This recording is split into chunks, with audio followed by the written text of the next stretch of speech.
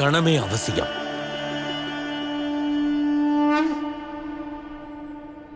மன்னியுங்கள் மகாதேவா. ஒரு ஆன்மாவை நான் பறித்த பிறகு அதை என்னால் திரும்பத் தர இயலாது. அது இயற்கையின் சித்தாந்தத்திற்கு எதிரானதாகும்.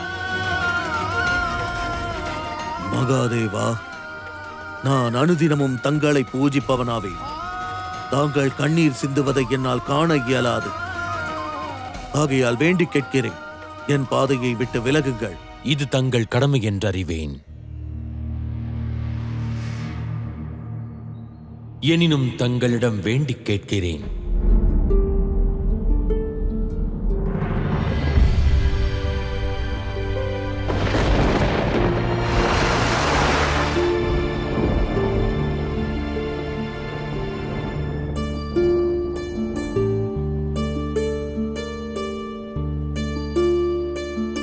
தயை கூர்ந்து தாங்கள் எனது மைந்தனின் ஆன்மாவை என்னிடம் தந்திடுங்கள்.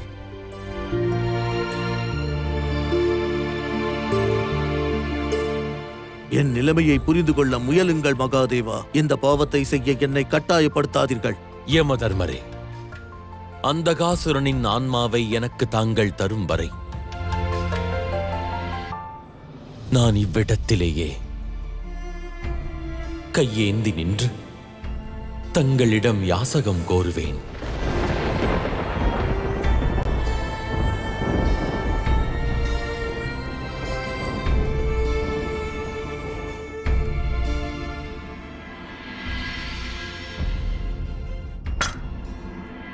நீ தன்யனானாய் அந்தகாசுரா.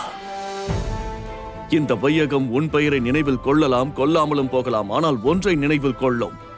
எந்த மகாதேவர் பிரபஞ்சத்தோருக்கு அனைத்தையும் வழங்குகின்றாரோ அவர் இன்று உன் முன்னிலையில் யாசகனாக நிற்கின்றார்.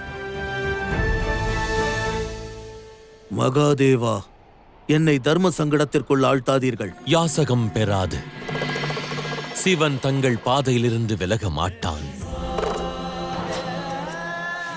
மைந்தனின் ஆன்மாவை தயை கூர்ந்து தந்திடுங்கள். அந்தகாசுரனின் ஆன்மாவை தர வேண்டுமெனில் நொடி பொழுதிற்காயினும் தாங்கள் தங்கள் தேகத்தை துறக்க வேண்டும்.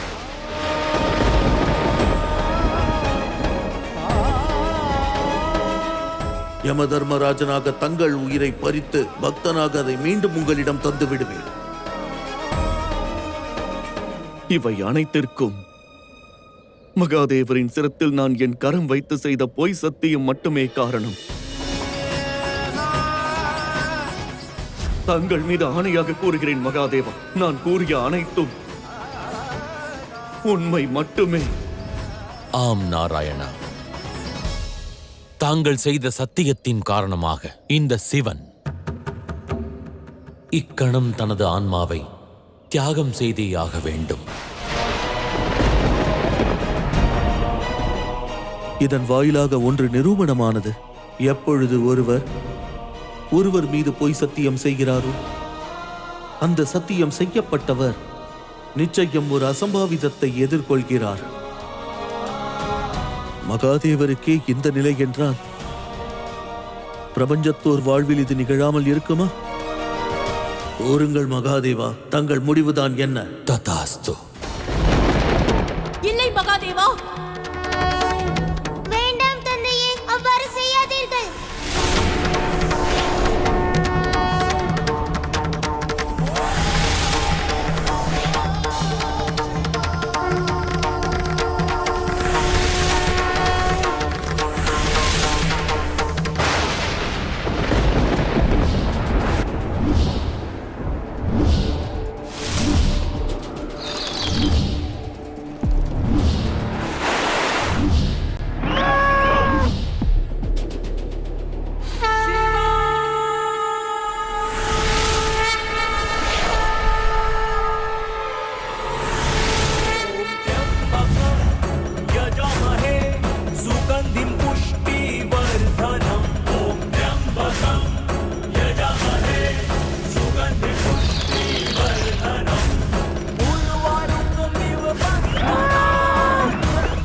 ஹர ஹர மகாதேவா.